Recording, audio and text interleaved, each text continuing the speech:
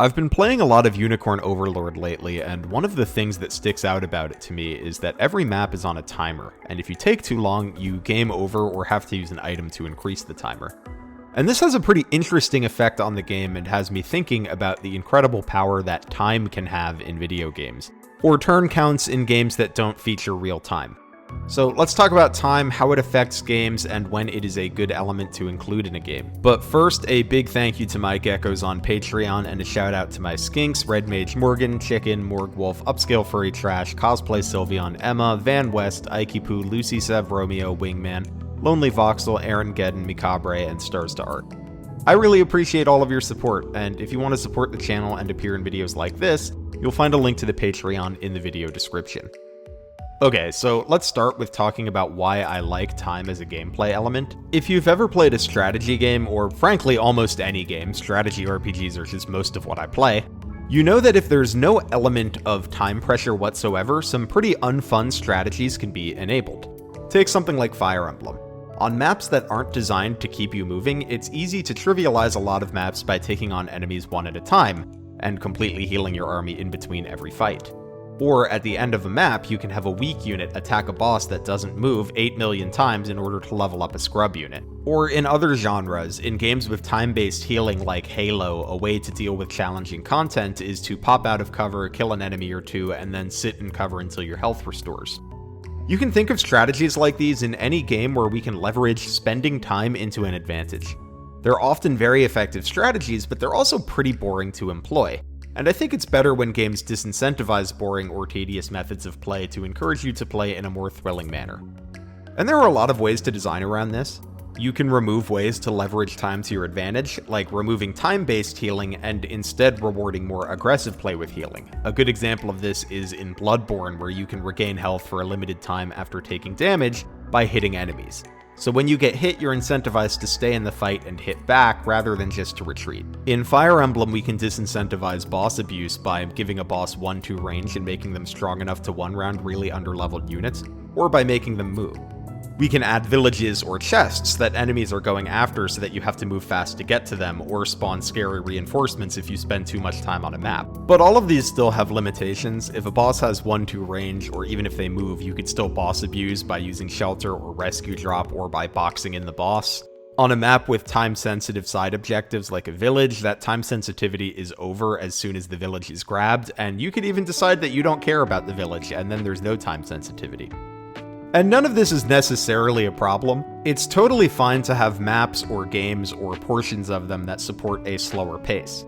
But I really like a fast-paced map, and one of the easiest ways to get players to play fast is to impose a timer, either in the form of real-time in real-time games or a turn limit in turn-based games like Fire Emblem. I mentioned earlier that I've been playing Unicorn Overlord a lot, and that game has a timer on every map. And this has a pretty interesting impact on the game. Unicorn Overlord has a couple mechanics that really reward you for spending time. For example, units can only fight so many times before they need to rest, but resting mainly costs you time. So you can have one unit do a vast majority of the combat on a map if you want, as long as you're willing to spend time resting. Your other units would then only have to really do a lot of combat when that unit's resting, or when there are multiple objectives. The more units you use and spread the combat around to, the less time you have to spend just resting, because while one combat unit rests, another can take fights for them. Additionally, units can wait on command posts in order to restore health, again with the cost mainly being time. So given an unlimited amount of time, one could have a unit sit on a command post for a full heal, and you could have one unit fight a lot of the enemies on a map, as you could just wait for their stamina to restore. But waiting on command posts for health, or waiting on rest times for your strongest unit all the time isn't particularly fun. Fortunately, the timer on each map really disincentivizes doing this too much. You literally can't spend too much time healing all of the damage you take on a command post because you do not have enough time before you hit the time limit. You're incentivized to use multiple units for multiple objectives when they exist, because you may not have enough time to send one unit to every objective while also dealing with them needing to rest every handful of fights. But importantly, the time limit isn't so tight that you can't take advantage of these features. You have time to rest your unit a reasonable amount of times, or you can use items or skills to get around limitations like wait time or low move speed. But the nature of the clock forces you to always be finding ways to advance the game state, and this avoids issues like heavy reinforcement grinding or boss abuse, because you don't have infinite time to take advantage of them. Instead of being able to use these time-based resources forever and as often as you want, you have to make decisions about how you want to spend the time you have on the map. Would you rather spend some of your time at the command post healing, or just get to the boss as soon as possible and spend items on healing instead, allowing you to get extra rounds of combat against the boss? It's up to you. The presence of the timer in Unicorn Overlord also means that the game doesn't have to have multiple time-sensitive objectives on every map to push you forward. In Fire Emblem, designers often use villages or other side objectives like chests to push the player towards taking action, but Unicorn Overlord doesn't really need to do that because the timer pushes you forward all on its own. The last huge benefit of the timer is that it provides player-facing information. You can always see how much time you've spent, how much time you have left, and how fast time is ticking down. I love player-facing information like this because it allows the player to make informed decisions, while alternative methods to push players forward can be a little more opaque. Take something like Chapter 4 of Fire Emblem Thracia 776, which is my favorite map in the series. After a handful of turns, soldiers start spawning that encourage you to get moving, but on a first playthrough, you don't know when the soldiers are going to start spawning, and while you can predict that they're probably going to spawn from the stairs, you don't know what order they're going to spawn in. So while reinforcements can act as a way to get the player moving, when they're not very well telegraphed, they can also result in some feels-bad moments where you get jump scared by a reinforcement. And yeah, after you get jump scared, maybe you learn your lesson that you need to go faster, but you also have to replay the whole map now, which is frustrating.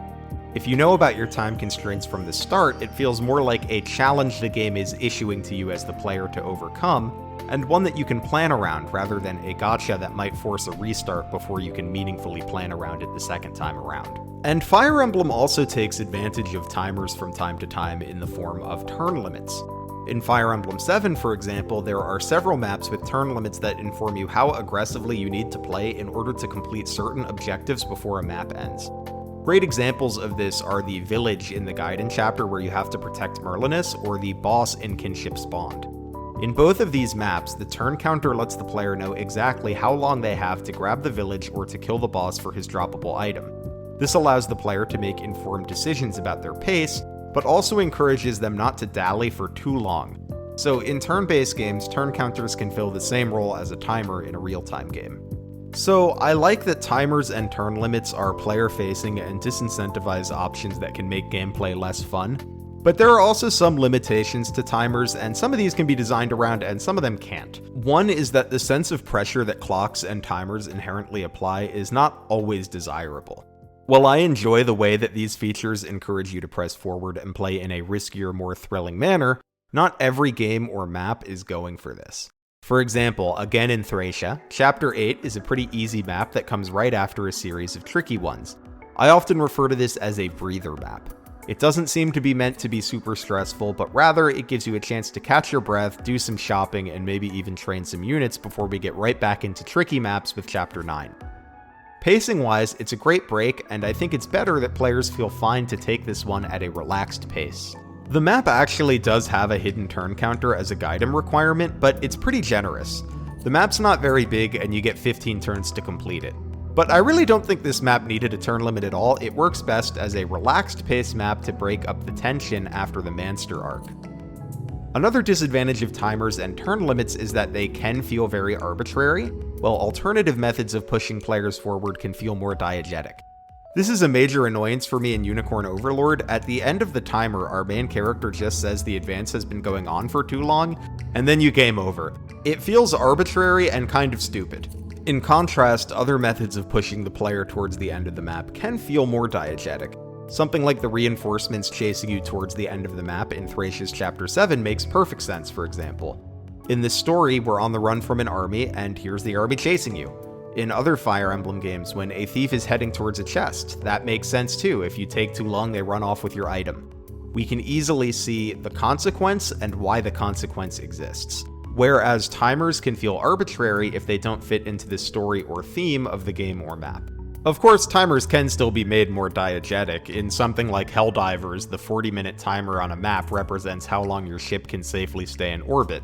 But often games don't take the time to give you a good reason why a timer exists, and in those cases, it's purely a gameplay element with no fictional support, and that frustrates me. One last challenge with timers, particularly in strategy RPGs, is that it can be tricky to decide how long a timer should be. A timer that's way too long is barely a timer at all, while a timer that's way too short can feel unfair or enforce a highly specific playstyle in order to be able to complete a map in time. I prefer when timers err towards being a little generous. That way players can still take multiple approaches to maps and have to decide where they can afford to spend time on things like grinding EXP or tackling side objectives.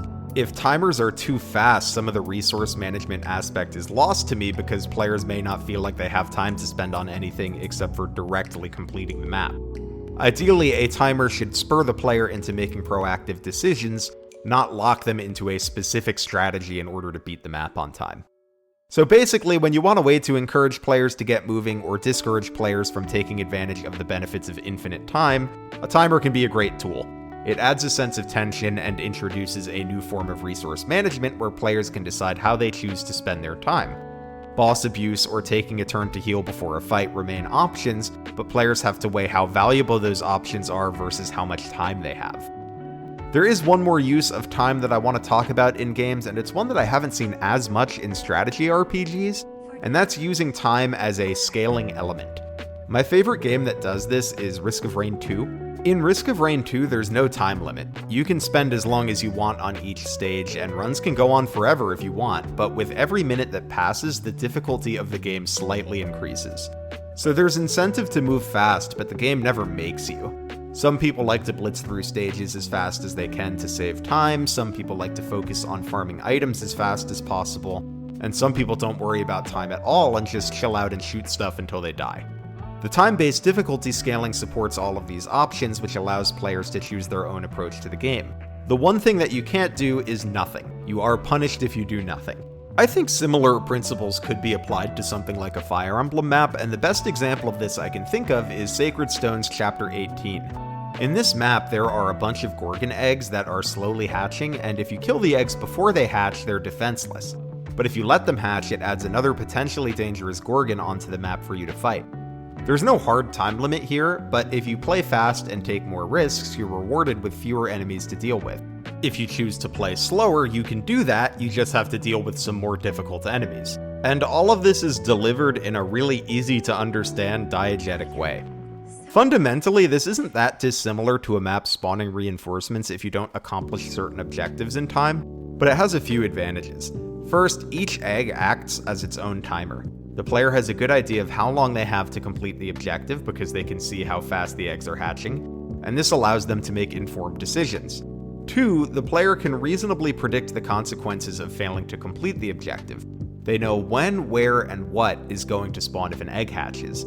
So here, an objective timer and transparency in objective consequences makes for an interesting map that can be approached in different ways where speed is encouraged but not demanded. There are tons of ways that games can play with time, and when used smartly, I think it's a really powerful tool for encouraging players to play in ways that are exciting. But what's your favorite example of a time-sensitive map in Fire Emblem or use of time in some other game? I'd love to hear your thoughts in the comments, and thank you for sticking around to the end of the video.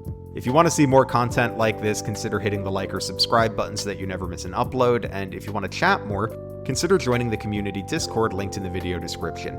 Either way, thanks for hanging out, and have yourself a lovely week.